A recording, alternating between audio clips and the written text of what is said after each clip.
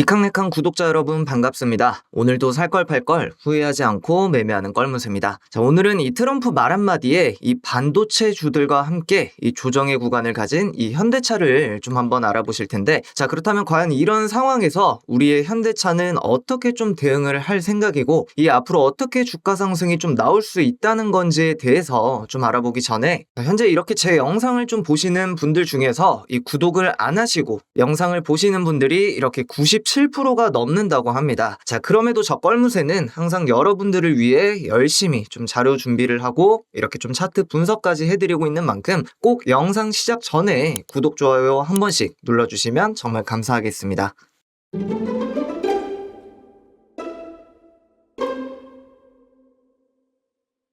또 오늘 영상 끝까지 이렇게 시청하신 분들께는 이 알테오젠 한 종목으로만 이렇게 6월달에 50% 이상, 그리고 7월달에는 15% 이상 이렇게 수익 볼 수 있게 만들어준 더 껄무새가 사용하는 이 보조지표를 활용한 매수매도 타점을 잡아주는 이러한 매매 방법까지 전부 다 무료로 공유를 좀 해드리고 있는데요. 자, 만약 이 매수 시그널이 나온 종목을 한번 받아보시고 뭐 아니다 싶으면 정말 매수를 안 하셔도 되는 거니까, 자, 지금처럼 이렇게 어려운 국내 주식시장 혼자서만 이겨내려 하지 마시고 위에 보이는 제 개인 번호로 매수매도 타점이 궁금한 이러한 종목명만 문자 남기신 다음 종목에 대한 대응 시점과 그리고 매수 시그널이 나온 종목까지 함께 좀 받아보시면서 저 껄무새와 함께 손실 복구부터 수익까지 챙겨가 보시기 바랍니다. 자, 그럼 본격적으로 오늘 영상 한번 좀 시작을 해보자면, 이렇게 트럼프 전 대통령은 지난 공화당 전당대회에서 이렇게 취임 첫날 전기차 의무화를 폐기하겠다고 좀 말을 하며, 안 그래도 이 캐즘 현상을 겪고 있던 2차 전지 시장과 이 전기차 시장에 기름을 좀 끼얹었죠. 자, 그렇다 보니 이 바이든 정부에 발맞춰 이 전기차 생산량을 좀 늘려갔던 이 완성차 기업들은 이 굉장히 좀 당혹스러울 수밖에 없었을 것 같은데,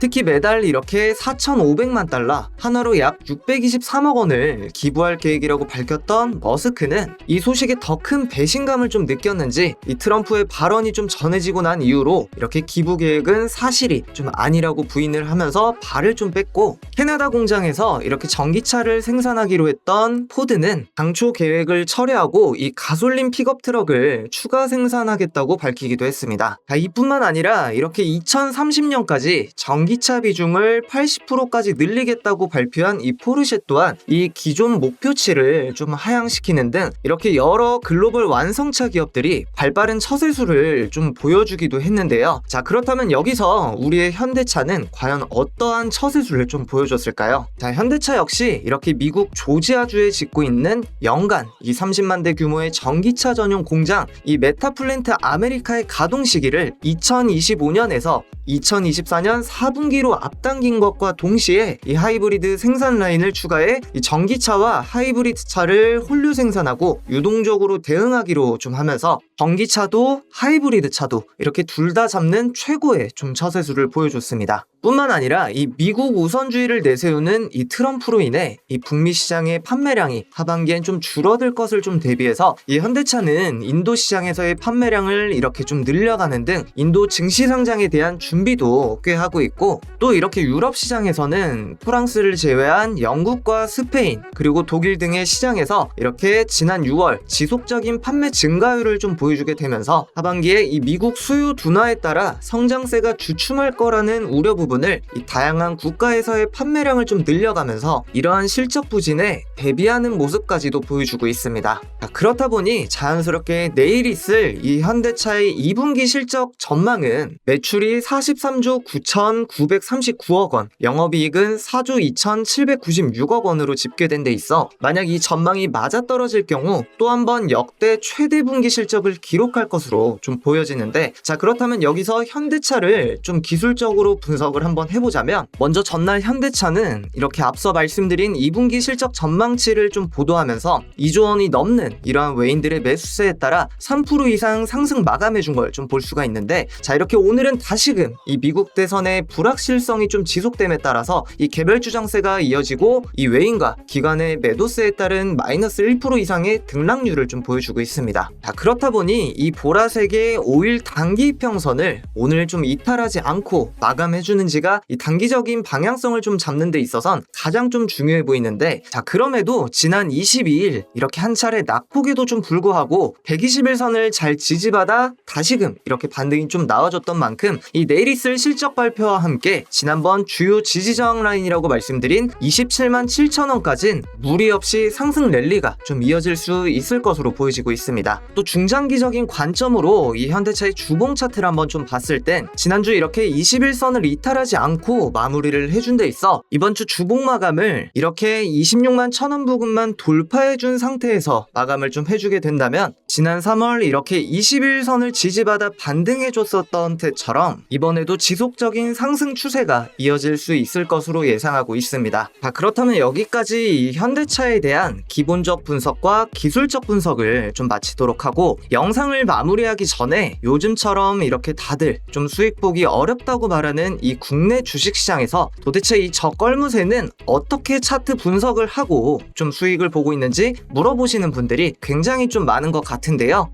그 중에서도 우리 구독자분들과 시청자분들이 가장 많이 물어보시고 궁금해하시는 건 좀 따로 있었는데, 자 뭐 다들 비슷하게 생각을 좀 하시겠지만 결국 이 내 주식이 이렇게 오를 것 같냐 내릴 것 같냐, 자 그렇다면 또 언제 사고 언제 팔아야 되냐, 이 부분이었겠죠. 자 그런데 이 부분은 저 또한 이 지난 4년간 이 주식 투자를 좀 하면서 정말 많은 이 돈을 까먹고 저 또한 이렇게 살 걸 팔 걸 후회를 하면서 정말 많이 좀 느꼈었던 건데, 자 이 국내 주식시장에선 정말 이 작전 세력이니 또한 이 공매도 세력이니 이 신경 써야 될 게 너무나 많았다는 겁니다. 자 그렇다 보니 거기에 있어서 이 매스컴이나 이 기사만 보고 대응하기엔 너무나 더 어렵고 늦을 수밖에 없었다는 건데요. 자 그래서 저껄무새는 이 자료 분석을 좀 기본적으로 하고 이 RSI나 MACD 그리고 볼린저 밴드와 피보나치와 같은 이 15가지 이상의 다양한 좀 보조 지표들과 이 13가지 기반의 이 차트 패턴을 좀 분석해서 바로 이 매수매도 타점을 잡아주고 있는 이 종합 보조 지표 프로그램을 좀 활용해서 매매를 하고 있는데요. 보시면 어떤가요? 이렇게 지난 2020년 3월 코로나 팬데믹 이후로 엄청난 주식 붐이 좀 일어났을 때 다들 10만 전자 간다고 했었던 우리의 국민 대표 주식 이 삼성전자의 주봉 차트를 한번 좀 보게 되면 이렇게 한 차례 신고점 경신 이후 매도 시그널이 나오게 되니까 이렇게 쭉쭉쭉쭉 조정 장세가 좀 나오고 있고, 또 이렇게 파란색 동그라미에 확률까지 표기된 이 매수 시그널이 나오게 되니까 이 지속적인 상승 추세가 이어지게 되면서 차트가 이렇게 상승해주고 있는 걸 보실 수가 있죠. 그렇기 때문에 여러분들이 가장 좀 궁금해하시는 이 매수 매도 타점도 이렇게 쉽게 잡아 국내 주식에서도 어떠한 종목이든 이 확률 높은 수익을 챙겨가실 수 있다는 걸 아셨으면 좋겠고, 이러한 매수 매도 타점이 궁금한 종목이 있다 하시는 분들이라면 오른쪽에 보이는 제 개인 번호로 종목명만 적어서 문자 보내주신 다음 이 손실도 복구하고 수익도 함께 챙겨가 보시기 바랍니다. 그럼 오늘 영상은 여기서 마치도록 하고, 저는 다음 영상에서 우리 구독자분들과 시청자분들이 살 걸 팔 걸 후회하지 않는 매매하실 수 있도록 더 좋은 분석과 자료들로 다시 한번 찾아뵙도록 하겠습니다.